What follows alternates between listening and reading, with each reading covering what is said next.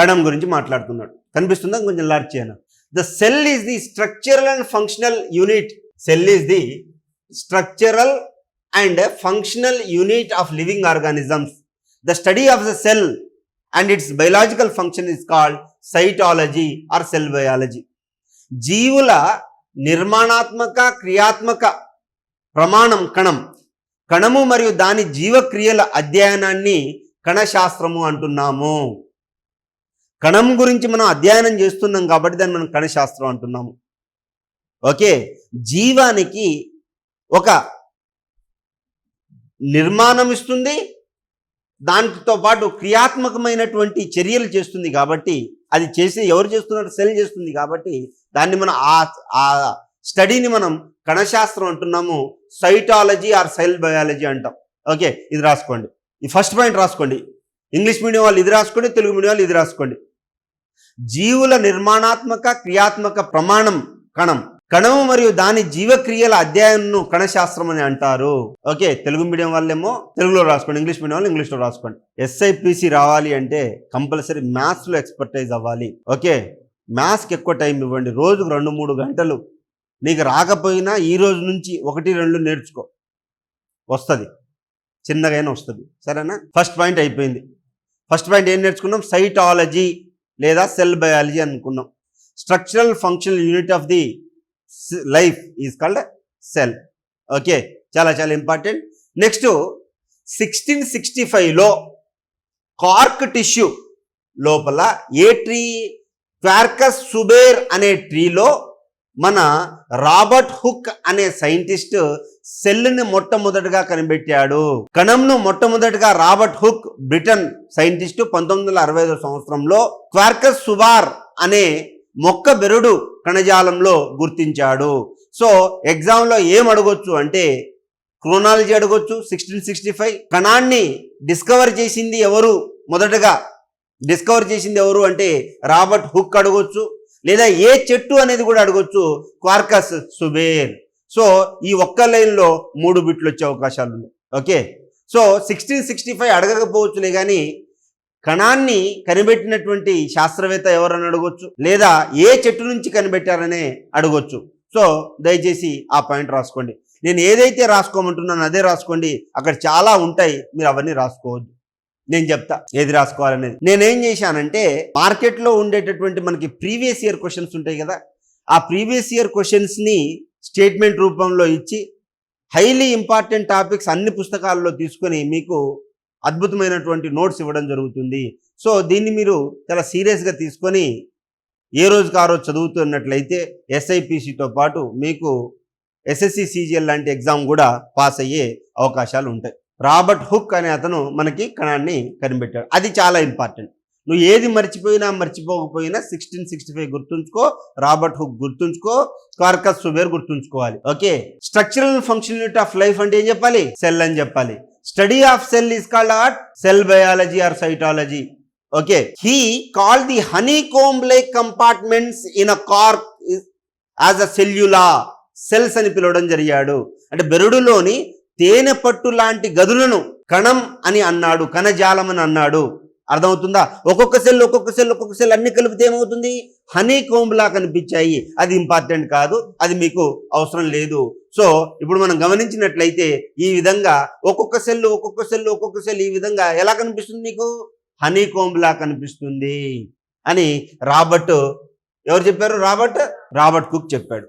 సరే, దాని తర్వాత మనం చూసుకున్నట్లయితే నెక్స్ట్ చూద్దాం. ఇవన్నీ చాలా చాలా important. The first observed cell was a non living plant. అంటే నిర్జీవమైనటువంటి వృక్షకణంలో ఇది చూడడం జరిగింది. ఇది ఇంపార్టెంట్ కాదు. Okay, next in Latin the word cell means a small room or empty chamber. ఇప్పుడు చూడండి, మనము సాఫ్ట్వేర్ కంపెనీలో వర్క్ చేస్తున్నట్టు మనకు ఒక క్యూబికల్ ఇస్తారు. క్యూబికల్ అంటే సెల్. అక్కడికి వెళ్ళి మనం కూర్చోవాలి. అంటే ఒక ఎంటీ స్పేస్ లాగా కనిపించినటువంటి ఒక చిన్న దీన్ని రూమ్ని వాడేమంటున్నాడు? సెల్ అని అన్నాడు. ఇది మీకు అవసరం లేదు. ఖాళీ గది. సెల్ అన్న పదానికి అర్థం ఏందయ్యా అంటే ఖాళీ గది. ఇది ఎగ్జామ్లో అడిగే పాసిబిలిటీ ఉంది. ఇలాంటిది ఎప్పుడు అడిగారయ్యా అంటే ఈపీఎఫ్ఓ అంటే ఎంప్లాయ్మెంట్ ప్రావిడెంట్ ఫండ్ ఆఫీసర్. దాంట్లో పెద్ద పెద్ద పోస్టులు ఉంటాయి. దాంట్లో వ్యాక్సిన్ అన్న పదానికి అర్థం ఏంటి అని అడిగాడు. వ్యాక్సిన్ అన్న పదానికి అర్థం ఏంటి అంటే ఆవు అని అర్థం. ఎందుకంటే ఫస్ట్ కౌపాక్స్ కి వ్యాక్సిన్ కనుక్కున్నారు కాబట్టి దాని పేరు వ్యాక్సిన్ పేరు వచ్చిందన్నమాట. ఆవు అని అర్థం. సో ఎగ్జామ్ లో ఏమని అడగవచ్చు అంటే సెల్ యొక్క అర్థం ఏంటి అని అడుగుతారు. కణము యొక్క అర్థం ఏంటి అనేది 4 పాయింట్లు ఇవ్వచ్చు. ఇలాంటి బిట్ ఎప్పుడు రాలే, వచ్చే పాసిబిలిటీ ఉంది కాబట్టి ఈ ఒక్క పాయింట్ రాసుకోండి. In Latin the word cell means a small room or empty chamber. కణం అనగా లాటిన్ భాషలో చిన్న గది లేదా ఖాళీ గది అని అర్థం. చిన్న గది లేదా ఖాళీ గది అని అర్థం. అర్థమవుతుందా? నేను హైలీ ఇంపార్టెంట్ పాయింట్సే చెప్తున్నాను కాబట్టి మీరు అండర్లైన్ చేసుకోవచ్చు. మీరు నేను ఏదైతే చెప్తున్నానో దాని కింద అండర్లైన్ చేసుకున్నారు అనుకోండి, మీరు చదివేటప్పుడు మీకు మీరే టెస్ట్ పెట్టుకోవచ్చు. సెల్ అంటే ఏంటి? కళ్ళు మూసుకొని ఖాళీ గది. వ్యాక్సిన్ అంటే ఏంటి? ఆవు. సెల్ ఎవరు కనిపెట్టారు? Robert hook. ఏ సంవత్సరంలో కనిపెట్టారు? 1665. ఓకే, సో ఈ విధంగా మీరు చదువుకోవచ్చు. The book written by Robert Hooke is the Micrographia. ఇది మీకు అవసరం లేదు. ఎంఎస్సి బాటనీ చదివిన వాళ్ళకి ఇది నెట్ లో అడిగే క్వశ్చన్, మీకు అవసరం లేదు. The first living cell was discovered by Anton van Leeuwenhoek in 1674. అంటే దగ్గర 9 సంవత్సరాల తర్వాత. ఓకే, ఈయన నాన్ లివింగ్ సెల్లో చూశాడు. మరి లివింగ్ సెల్ని చూసింది ఎవరు అంటే జీవమున్నటువంటి సజీవ కణమును కనుగొన్నది ఎవరంటే ఆంటోన్ వాన్ లీవెన్హోక్. సెల్లును కనిపెట్టింది ఎవరు? Robert Hooke. అదే జీవమున్న కణాన్ని కనిపెట్టింది ఎవరు? Anton van Leeuwenhoek. మిమ్మల్ని కన్ఫ్యూజ్ చేయడానికి క్వశ్చన్ అడగవచ్చు. రాసుకోండి, ఇది రాసుకోండి. The first living cell was discovered by Anton van Leeuwenhoek in 1674. మొదటగా సజీవ కణంను కనుగొన్నది ఆంటోన్ వాన్ లీవెన్హోక్. మంచిగా రాసుకోండి నోట్స్. మీకు చాలా ఇంపార్టెంట్ పాయింట్లు ఇస్తా. ఏ ఒక్క బిట్టు మన క్లాస్ నుంచి మిస్ అవ్వకూడదు. అర్థమవుతుందా? మన క్లాస్ నుంచి ఏ ఒక్క బిట్టు మిస్ అవ్వకూడదు. He discovered bacteria, red blood cells, protozoa, yeast cells. ఇతను బ్యాక్టీరియా, ఎర్ర రక్త కణములు, ప్రోటోజోవా మరియు ఈస్ట్ కణాలను కనుగొన్నాడు. ఎవరు? Anton van Leeuwenhoek. అర్థమవుతుందండి? ప్రతి బిట్ ఇంపార్టెంట్ ఇక్కడ. Every bit is important. Okay, రాసుకున్నారా? ముందుకెళ్ళొచ్చా? సరే, ఇప్పుడు మనం సెల్ స్ట్రక్చర్ యొక్క హైరార్కీ చూస్తాం. ఇది ఆల్రెడీ చూసాం. ఇదే కదా మనం మాట్లాడింది. ఆటము, ఆటమ్స్ అన్ని కలిస్తే మాలిక్యూల్. ఇది కెమిస్ట్రీ ఆటం. ఇది chemistry atom. Hydrogen atom, carbon atom, hydrogen, helium, lithium, beryllium, boron, ఇవన్నీ ఆటమ్స్. ఈ ఆటమ్స్ అన్ని కలిస్తే ఏమైంది? మాలిక్యూల్ అవుతుంది. ఈ మాలిక్యూల్స్ జనరల్గా మాలిక్యూల్స్ కలిస్తే సెల్ అవుతుంది. సెల్స్ అన్ని కలిస్తే టిష్యూ అవుతుంది. టిష్యూ కలిస్తే ఆర్గాన్ అవుతుంది. ఆర్గాన్ కలిస్తే ఆర్గాన్ సిస్టమ్ అవుతుంది. ఆర్గాన్ సిస్టమ్స్ అన్ని కలిస్తే ఆర్గానిజం అవుతుంది. ఇవన్నీ మనం చూసినాం. రాసుకుంటారా? ఇది రాసుకోండి. తెలుగు మీడియం అయినా ఇంగ్లీష్ మీడియం అయినా ఇది రాసుకోవచ్చు. మీరు గమనించినట్లయితే టీజీపీఎస్సీ కండక్ట్ చేసినటువంటి గ్రూప్ 1 ఎగ్జామ్లో చాలా వరకు తెలుగు మీడియం అభ్యర్థులకి అన్యాయం జరిగిన సంగతి మీకు తెలిసిందే. సో చిన్నగా మీరు కూడా ఏం చేయాలి అంటే ఇంగ్లీష్లో కన్వర్ట్ అవ్వడానికి ట్రై చేయాలి. మరి మీరు గ్రూప్ 1, గ్రూప్ 2 లాంటి ఎగ్జామ్స్లు క్లియర్ చేయాలి అంటే మరి ఇంగ్లీష్లో కూడా చదివి ముందుకెళ్లాల్సిన అవసరం చాలా ఉంది. సరే, ఓకే సార్, రాయండి. తొందర ఏం లేదు, రాయండి. అర్థమవుతుందా? క్లాస్ అర్థమవుతుందా? హైలీ ఇంపార్టెంట్ బిట్లు చెప్పేస్తున్నా, దాని వెనకాల ఉన్నటువంటి సైన్స్ చెప్తున్నా.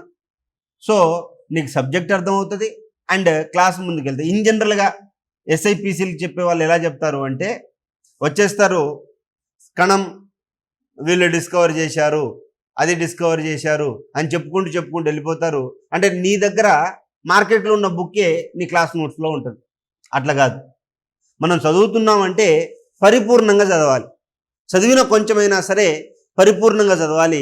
అలా పరిపూర్ణత ఎప్పుడైతే వస్తుందో మిగతాదంతా నీకు నువ్వు సొంతంగా చదువుకోగలుగుతావు. నెక్స్ట్ మనం చూసుకున్నట్లయితే కణం, కణజాలం, అవయవం, అవయవ వ్యవస్థ, జీవి. ఓకే, అవయవ వ్యవస్థ, జీవి. సో మనము మరి కణాన్ని చదవాలి, చూడాలి అంటే ఎలా చూడగలుగుతాం? మైక్రోస్కోప్ ద్వారానే చూడగలుగుతాం. సూక్ష్మదర్శిని అంటాం. అయితే సూక్ష్మదర్శిలో 2 రకాల సూక్ష్మదర్శినులు ఉన్నాయి. ఒకటి కాంపౌండ్ మైక్రోస్కోప్, రెండోది వచ్చేసరికి ఎలక్ట్రాన్ మైక్రోస్కోప్. సంయుక్త సూక్ష్మదర్శిని, ఎలక్ట్రానిక్ సూక్ష్మదర్శిని. ఇవన్నీ మీకు అవసరం లేదు, మీకు తెలుసు. అయితే కాంపౌండ్ మైక్రోస్కోప్లో సెల్ను చూడగలుగుతాం, కొన్ని ఆర్గాన్స్ని చూడగలుగుతాం. వేరాస్ కాంపౌండ్ మైక్రోస్కోప్లో ఇంకా డెప్త్గా పెద్దగా చూడగలుగుతాం. అదే ఏమంటున్నాడో చూద్దాం. It is invented by Zacharias Janssen in 1595 it is commonly used in plant and animal cells or studies. So ఇది చాలా చాలా ఇంపార్టెంట్. హూ అంటే మీరు చిన్న ఎగ్జామ్ రాస్తున్నారు కదా, ఎస్ఐ కానిస్టేబుల్ అనేది చిన్న ఎగ్జామ్ కాబట్టి ఎగ్జామ్లో ఏమడుగుతాడంటే who discovered the compound microscope అని అంటాడు. దానికి ఆన్సర్ ఏంటంటే జకారియస్ జాన్సన్. సంయుక్త సూక్ష్మదర్శిని దీనిని తయారు చేసింది జకేరియస్ జాన్సన్ 1595. ఇది సాధారణ మొక్కలు లేదా జంతువులకు సంబంధించిన ప్రయోగాల్లో ఉపయోగిస్తారు. Electron microscope invented by Null and Ruska in 1931. It is highly powerful and magnify 10,000 times కాదు 1 lakh ఇది 1 lakh times అంటే కాంపౌండ్ మైక్రోస్కోప్ తో పోల్చుకుంటే ఇది 1,00,000 రెట్లు పెద్దగా చూపించగలుగుతుంది. సో ఎగ్జామ్లో ఈ యొక్క జకేరియస్ జాన్సన్ అడుగుతారు లేదా నాల్ అండ్ రిస్క్ అడుగుతారు. సో కంపల్సరీ బిట్ ఇది. ఇంతకుముందు ఎగ్జామ్స్లో అడిగి ఉన్నారు కాబట్టి మళ్ళీ అడుగుతారు. ఎస్ఎస్సి సిజిఎల్ కావచ్చు, సిహెచ్ఎస్ఎల్ కావచ్చు, ఎస్ఐపిసి కావచ్చు, లేదా ఢిల్లీ పోలీస్ కావచ్చు, లేదు అనుకుంటే మీకు ఆర్పిఎఫ్ కావచ్చు, ఎస్ఎస్బి కానిస్టేబుల్ కావచ్చు. ఈ యొక్క ఎగ్జామ్స్లో ఇవి అడుగుతారనమాట. కాంపౌండ్ మైక్రోస్కోపు, ఎలక్ట్రాన్ మైక్రోస్కోపు కనిపెట్టింది ఎవరు అని అడిగే పాసిబిలిటీ ఉంటుంది. ఎన్ని బిట్లు వచ్చినాయి? ప్రతి లైన్ బిట్టే, ప్రతి లైన్ ప్రీవియస్ ఇయర్ క్వశ్చనే. రాసుకున్నారా? ఏ రోజు ఆ రోజు చదవండి. దయచేసి కాంపిటేటివ్ ఎగ్జామ్లో సక్సెస్ అవ్వాలి అంటే మనం ఏం చేస్తామంటే జనరల్గా మీకు అంటే నేను ఒకప్పుడు యాస్పిరెంట్నే కాబట్టి చెప్తున్నా, ఫుడ్ మీద నియంత్రణ ఉండాలి. మధ్యాహ్నం సాంబార్ బాగుంది, పప్పు బాగుంది, ఒక 2 ముద్దలు ఎక్కువ తింటే నిద్ర వస్తుంది. అంటే మీకు మన పొట్ట ఇలా ఉందనుకోండి, మన వేదాల ప్రకారం మన పొట్ట ఇలా ఉంటే దీన్ని 3 పార్ట్లుగా కట్ చేయాలి. కత్తి తీసుకొని కట్ చేసుడు కాదు, ఇమాజినరీగా కట్ చేయాలి. లెట్స్ సే ఒక పార్ట్ నువ్వు ఫుడ్తో నింపు, రెండో పార్ట్ని వాటర్తో నింపు, మూడో పార్ట్ని ఎయిర్తో నింపాలి. అలానే అంటే పంచర్ దగ్గర అలా కాదు, ఫుడ్, వాటర్, ఎయిర్తో నింపాలి. అప్పుడు ఏంటంటే ఈ సాలిడ్గా ఉండేటటువంటి ఫిజికల్ ఫుడ్ లిక్విడ్గా మారి అబ్జార్బ్ అవ్వడానికి ఉంటుంది. మనం ఏం చేస్తాం? బిర్యానీ ఆర్డర్ పెట్టుకుంటాం, థమ్స్అప్ బాటిల్ ఆర్డర్ పెట్టుకుంటాం. 3 తినాల్సింది 2 లేదా ఒక్కడే తినేసి మొత్తం తినేసి పీకల్లో తినేసి ఏలిలా పెట్టి చూస్తాడన్నమాట. అన్నం అందింది. వాడెవడో వస్తానాడు, రాలేదు, ఇప్పుడు ఎట్లా నడవాలి? అటు నుంచి ఇటు, ఇటు నుంచి 4 అడుగులు వేస్తే అదంతా కూరుకుపోతుంది, మళ్ళా నూకోవచ్చు. దాంతోపాటు థమ్స్అప్ కూడా వేస్తాము. దాంతోపాటు ఏం చేస్తాం? వచ్చేటప్పుడు సోంపు ప్యాకెట్లు ఇస్తారు కదా, ఈ చేతిలో అమ్మాయిలు అయితే టిష్యూ పేపర్లు వేసుకొచ్చి వి పెయిడ్ నో ఏమంటారు? వి పెయిడ్ నో అని అంటారు అన్నమాట. అర్థమవుతుందా? అంత తినొద్దు, తింటే నిద్ర వస్తుంది. నీకు జాబ్ వచ్చేంత వరకు నువ్వు ఫుడ్ మీద నియంత్రణ ఉంచాలి. నీ ఆలోచనలన్నీ ఫుడ్ మీద నియంత్రణ ఉంచాలి. రెండోది మ్యాథ్స్ అండ్ రీజనింగ్ అనేది లైఫ్కి చాలా ఇంపార్టెంట్. ఎందుకు మ్యాథ్స్ అని అంటున్నానంటే చూడండి, జిఎస్ అనే సముద్రం, దాన్ని మనం ఈదలేం. నిజం చెప్తున్నా, ఈదలేం. ఏదో అదృష్టం కోసం పాస్ అవ్వడం తప్ప మనకు రాదు. మ్యాథ్స్ అలా కాదు. మ్యాథ్స్లో పక్కా నీకు లెట్సే రేషియో అండ్ ప్రపోర్షన్ తీసుకో. ఒక్కొక్క మోడల్ ఒక 15 మోడల్స్ ఉంటాయి అంతే. 15 మోడల్స్ మించి ఇంకా క్వశ్చన్స్ ఉండవు. ఆ 15 మోడల్స్ నువ్వు పక్కా నేర్చుకుంటే 16వ మోడల్ ఇచ్చినా ఈ 15 మోడల్ని ఆలోచించి 16వ మోడల్ కంపల్సరీ. లెట్స్ 25కి 25 మార్కులు తెచ్చుకున్నావు అనుకో, ప్రతి మార్కు బోనస్. అదే నీకు మ్యాథ్స్ రాలేదనుకోండి, మ్యాథ్స్ రీజనింగ్ రాలేదనుకోండి, ఈ 25కి 25 చేయవు, అవి ర్యాండంగా చేస్తావు. కాబట్టి నాన్ మ్యాథ్స్ స్టూడెంట్స్కి గవర్నమెంట్ జాబ్ రావడం చాలా కష్టం. మరి ఎట్లా సార్, మరి నేను నాన్ మ్యాథ్స్ స్టూడెంట్ని కదా, నా పరిస్థితి ఎట్లా అని అనుకోవద్దు. ఎక్కాలు నేర్చుకో. ఫస్ట్ థింగ్ నీకు కావాల్సింది ఎక్కాలు నేర్చుకో. నెక్స్ట్ స్క్వేర్స్, క్యూబ్స్ నేర్చుకో. దాని తర్వాత కొంతవరకు పవర్స్, ఒక 5-10 వరకు పవర్స్.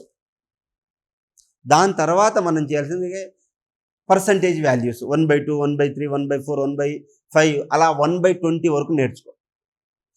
ఆ పర్సంటేజ్ వాల్యూ కనిపిస్తుంది. ఫర్ ఎగ్జాంపుల్ 16.66 లేదా 50% లేదా 100% లేదా 75%. 75 అనగానే ఎంత కనిపించాలి? 1/3 కనిపించాలి. అర్థమవుతుందా? అప్పుడు దాన్ని నువ్వు పార్ట్స్లో మార్చుకుంటావు కాబట్టి ఆన్సర్ లటక్కని వచ్చేస్తుంది. నీకు అనవసరం అది ఎట్లా మారుస్తుంది నీకు తెలియదు. బట్ నీ చేతిలో గినక ఈ యొక్క ఇప్పుడు ఎందుకు మ్యాథ్స్ అంటే చిరాకు తెలుసు ఎవరికైనా? అందరికీ ఫార్ములాస్ చేసేస్తారు. క్యాలిక్యులేట్ చేసేటప్పుడు ఒక నెంబర్ అటు ఇటుగా చేసేస్తాం, ఆన్సర్ రాదు. ఇంకోసారి చేస్తాం, మన బుర్ర అదే మాదిరిగా ఆలోచించడం చేస్తుంది. అందుకోసం మీరు ఏం చేయాలంటే ఇప్పటి నుంచి కార్ ఏదైనా పోతుందనుకో, ఫర్ ఎగ్జాంపుల్ 1 ఉంది, దాన్ని ఎడిషన్ చేయాలి, డిలీషన్ చేయాలి, మల్టిప్లికేషన్, బాడ్ మాస్ అంతా చేయాలి. అట్లా నువ్వు కంటిన్యూస్గా లెక్కలు చేస్తూ చేస్తూ చేస్తూ చేస్తూ ఉంటే ఏమవుతుందంటే నీ క్యాలిక్యులేషన్ ఈజీ అయిపోతుంది. ఎప్పుడైతే నీ క్యాలిక్యులేషన్ ఈజీ అవుతుందో నీ లైఫ్ చాలా సాఫీగా సాగిపోతుంది. అర్థమవుతుంది నేనేం మాట్లాడుతున్నాను అయ్యా? అర్థమవుతుంది నేనేం మాట్లాడుతున్నాను? మ్యాథ్స్ అనేది చాలా ఇంపార్టెంట్. రోజుకు 2 లేదా 3 గంటలు ఏ రోజు చెప్పింది ఆ రోజు నేర్చుకోండి. ఫర్ ఎగ్జాంపుల్ మీకు సార్ చెప్పింది అర్థం కాల, ఫ్రెండ్స్ దగ్గర నేర్చుకోండి. సార్ దగ్గరికి వెళ్ళి సార్ నాకు ఈ మెథడ్ అర్థం కాలే, నా బుర్ర పని ఎట్లా, నిర్మోహమాటంగా అడగండి. నువ్వు మొహాట పడితే నీకు జాబ్ రాదు. వినయ్ సార్ అర్థమెటిక్ రీజనింగ్ చెప్తారు, ఆయన్ని అడగండి. లేదా మీ సార్ ఎవరైతే చెప్తున్నారో ఆయన్ని అడగండి. నిర్మోహమాటంగా నిర్లజ్జగా అడగండి దయచేసి. నీకు సైన్స్ రాకపోయినా పర్లేదు, 5-10 బిట్లు లేదు 20 బిట్లు లేదు. మ్యాథ్స్ అనేది నువ్వు నేర్చుకుంటే ఎస్ఎస్సి సిజిఎల్ క్లియర్ చేస్తావు, ఎంటీఎస్ క్లియర్ చేస్తావు, ఎన్టీపీసీ క్లియర్ చేస్తావు. ఎస్ఐలో 50% పోర్షను మ్యాథ్సే. నువ్వు అన్నం తిన్నా తినకపోయినా ఎక్కాలి చదవాలి. ఓకే, స్క్వేర్స్ క్యూబ్స్ రావాలి. ఒక స్క్వేర్స్ ఒక 25 వరకు స్క్వేర్స్ రావాలి, 15 వరకు క్యూబ్స్ రావాలి. చాలు, నీ లైఫ్ అయిపోతుంది. ఈ రోజు నుంచి ఏం చేయకూడదు, మళ్ళీ ఎక్కువ పెంచుకోకూడదు. రోజుకొక్కటే చదవాలి. ఈరోజు 19 ఎక్కం చదివా, రేపు 18 చదువు, ఎల్లుండి 17 చదువు, 16 చదువు. చదివేసినావు కదా, మళ్ళీ 19, 18 ఇంకా అట్లా ఖాళీ ఉన్నప్పుడు రోడ్డు మీద వెళ్ళేటప్పుడు నువ్వు చిన్న స్క్రీన్ షాట్ అది ఏం పెట్టాలి, ఎక్కాల బుక్ పెట్టుకోవాలి. అది ఏంటి, అది మన వాల్ పేపర్ ఎక్కాల బుక్ పెట్టుకోవాలి. వెళ్ళేటప్పుడు బయట ఎవరున్నారు అది చూడకూడదు, ఇదే చూడాలి.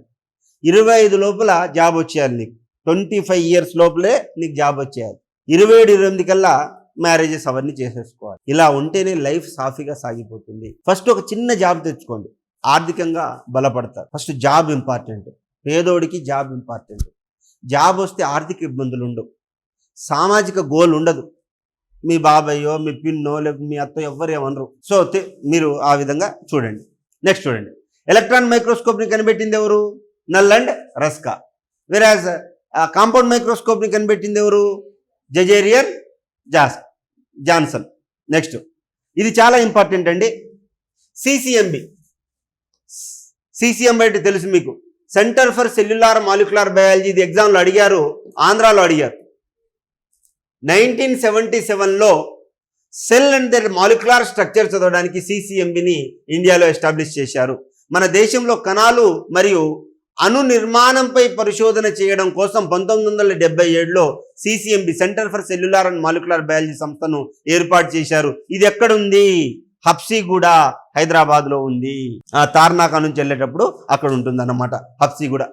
సిసిఎంబి రాసుకోండి, చాలా చాలా ఇంపార్టెంట్. ఇది ఎగ్జామ్లో అడిగారు, గ్రూప్ 1 గ్రూప్ 2 మెయిన్స్లో అడుగుతారు.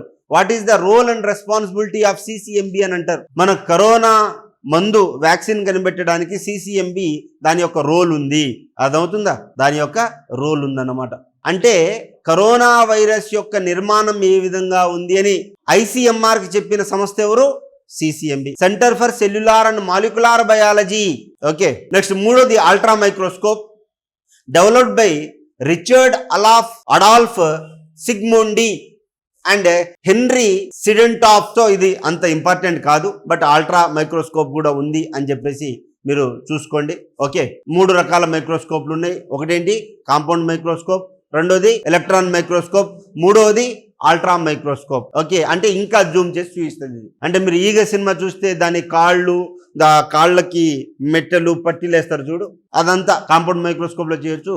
ఇంకా ఒక్కొక్క కాలు పెద్ద పెద్ద బిల్డింగ్ లా కనిపించేది ఏంటంటే అల్ట్రా మైక్రోస్కోప్. ఓకేనా? నెక్స్ట్ వచ్చేసరికి ఇది చాలా ఇంపార్టెంట్ అండి, చాలా చాలా ఇంపార్టెంట్. ఇది ఈ బిట్టు కంపల్సరీ అడుగుతారు ఎగ్జామ్లో.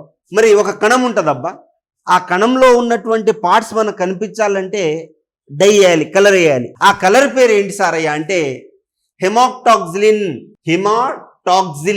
హెమాటాక్సిలిన్ మీకు అర్థమవుతుంది కదా. ఇప్పుడు మీరు ఎంఎస్సి బయోకెమిస్ట్రీ చేసిన, మైక్రోబయాలజీ చేసిన, లేదా బిఎస్సి చేసినా సరే మనం ఒక స్లైడ్ తీసుకుంటాం, గ్రామ్ పాజిటివ్ కానీ గ్రామ్ నెగిటివ్ కానీ బ్యాక్టీరియా తీసుకుంటాం, దాని మీద ఫినాప్థలిన్ బ్లూ కానీ ఫినాప్థలిన్ వైలెట్ కానీ వేస్తాం.